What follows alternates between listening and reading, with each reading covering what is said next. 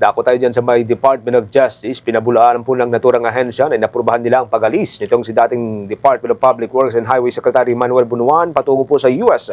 Yun daw hong paglabas nitong sina Senator Jinggoy at mga kanyang kapwa respondents, kapwa akusado, dapat pa rin ipaalam po sa korte. May update po dyan. Live report si Bombong Grand Hilario. Pinabulaanan ng Department of Justice na may katotohanan ang pagkapurba nito sa paalam ni former Department of Public Works and Highway Secretary Manuel Bunuan.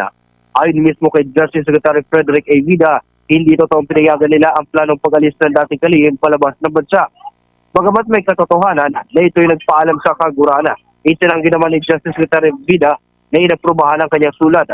Tangi lamang kanyang ginawa ng prosecution ay ninote o tinanggap ang paalam ni Bunuan para sa plano niyang pag-alis. Taliwas ito sa pahayag kamailan ni former Secretary Bunuan na aprobado muna ng kaguran ang kanyang pagpunta sa Amerika para sa medikal na pangangailangan ng asawa. O niya natin pagyan si Secretary Frederick A. Vida ng Department of Justice. So, ang ano niya, yung isinulat niya sa amin, nagsabi siya na ta-travel siya. Diba? So, it's not true that we allowed, no? In fact, ngayon, kailangan niya magpaalam sa korte. Yun yung process. Because that's one of the, we noted yung kanyang letter, di ba? At ang basically, ang ano namin doon, ang ask kasi namin doon, pag may, yun nung una, tulad nung umalis siya, hiningi namin yung itinerary niya, saan siya pupunta, and of course, nagkaroon ng konting issue doon kasi hindi naman siya bumalik doon sa original date na pinangako niya.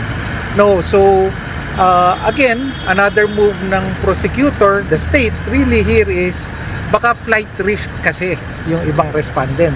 Kaya humihingi ng precautionary hold departure order. Na yun naman yung binigay ng korte.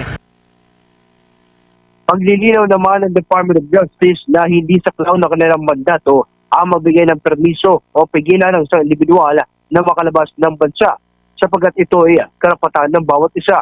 Subalit dahil mayroon ng inisyong direktiba ang korte, hindi na maaaring makalis ng walang pahintulot si former Secretary Bunuan, pati mga kapwa-respondents sa kinakarap na reklamong plunder at iba pa. Naglabas kasi ng precautionary hold departure order ang Manila Regional Trial Court Branch 52 laban kina Bunuan, Senador Jingo Estrada, former Department of Public Works and Highways Undersecretary Roberto Bernardo, Henry Alcantara at Gerard Opulencia. Muli si Secretary Frederick A. Vida ng Department of Justice. It's not for the department to allow or not to allow because travel is basically a personal liberty, di ba? Karapatan ng bawat Pilipino bumiyahe.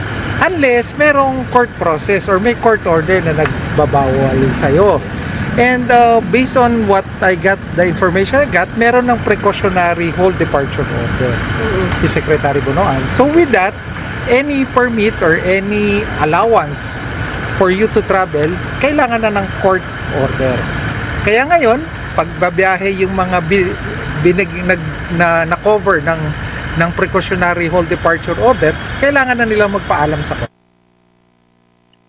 Gayunpaman, ibinahagi ni Justice Spokesperson Attorney Paulo Martinez na may remedyo pang maaaring gawin ang kabilang kampo o respondents sa kaliman nais bumiyahe palabas ng bansa.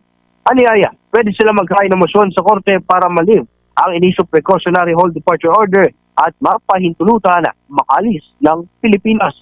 Narito naman natin pakinggan ang pahayag ni Attorney Paulo Martinez, ang spokesperson ng Kagurana ng Katarungan. Pa po ba may remedy? May remedyo pa ba ang mga respondent na malift ang hold departure order or PHDO? Yes, of course. They will necessarily have to file a motion to lift the PHDO with a court that issued the same, and they will have to file a bond. This is under the rules.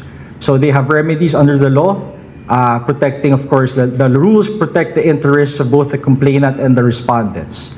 So meron pa po, yan po yung scheme and the process of granting the PHDO. Nag-uulat live mula dito sa Department of Justice. Yes, Bobo Genesis. So anong official status ni dating Secretary Bunuan ngayon? May information ba ang DOJ kung saang part siya sa Pilipinas sa kasalukuyan?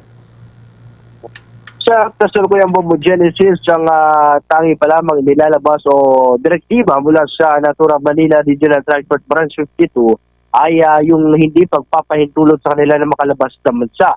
Patungkol naman sa kung minomonitor nila ang lokasyon o kung nasaan man si Bunuan, ay tanging siya pa lamang ay respondents. Ibig sabihin, hindi pa siya formal o tinatawag na akusado upang tingnan o mabigyan ng arrest warrant at alamin kung nasaan ang kinaroroonan ng dating opisyal. Pero positive, nasa loob siya ng Pilipinas.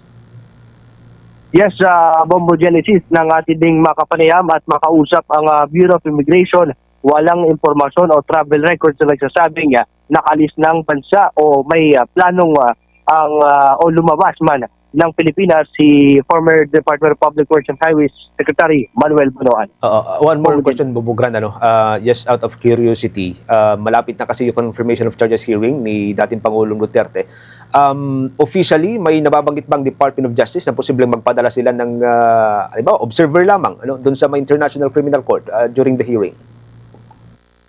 Bombo Genesis, patungkol sa usapin ng International Criminal Court, ang Department of Justice ay nanindigan na bago gumawa ng aksyon o hakbang ay sila muna maghihintay sa ilalabas na resolusyon ng Korte Suprema patungkol sa mga petisyon sa pagkakaresto kay former President Rodrigo Roa Duterte. Ibig sabihin, Bombo Genesis, ay aminado Department of Justice na wala pa silang aksyon o preparasyon na ginagawa patungkol sa naturang issue. Sakali man din na dumating o maglabas ng arrest warrant ang naturang International Tribunal patungkol sa kasong kinakarap ni former President Duterte. Bobo Genesis. Sige, maraming salamat, Bambugran. Ingat ka dyan. Nag-uulat live mula dito sa Department of Justice. Ito si Bombo Gran Hilario at this is Bombo Radio Philippines, the number one and most trusted source of news and information. Basta Radio Bombo. For the most trusted source of news and information, visit our website at www.bomboradio.com. Follow us on Bombo Radio mobile app, Facebook, YouTube, TikTok, and X, formerly Twitter. Like, share, and stay connected. Anytime, anywhere.